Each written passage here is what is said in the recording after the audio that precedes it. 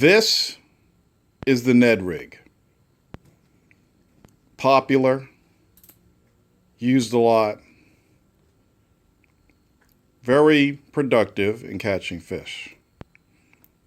Problem with the Ned rig is it's got an exposed hook.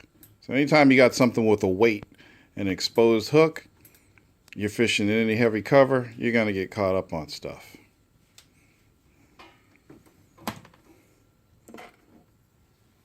This is Gary Yamamoto's answer to the Ned rig. He doesn't have a name for it, so I call it the G rig. It's a 1/8 ounce jig, and it's got a little piece of monofilament or fluorocarbon on it. I'll explain what that's for in a moment. Let me rig it up.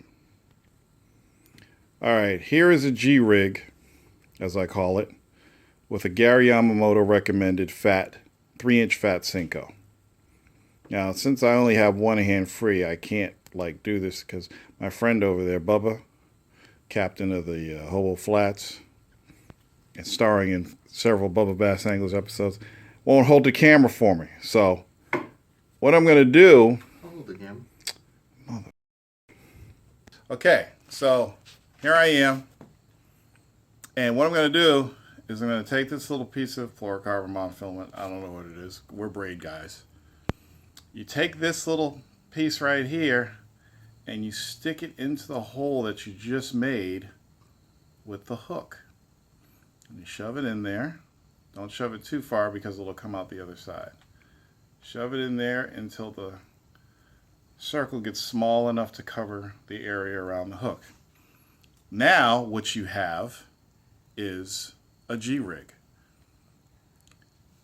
It is weedless because of this little piece of fishing line here. It's ingenious. Now, this is a very versatile thing here. It's amazing because the first time I used it, we were actually flipping some lilies. We were just flipping stuff into lilies or punching, depending on who was doing what. I obviously wasn't punching because this wasn't heavy enough to punch. So what I was doing was flipping this into those tiny little spaces in between the lilies and letting it drop down and then picking it up a few times and then dragging it across the lilies and dropping it into another hole. I eventually caught a fish on it.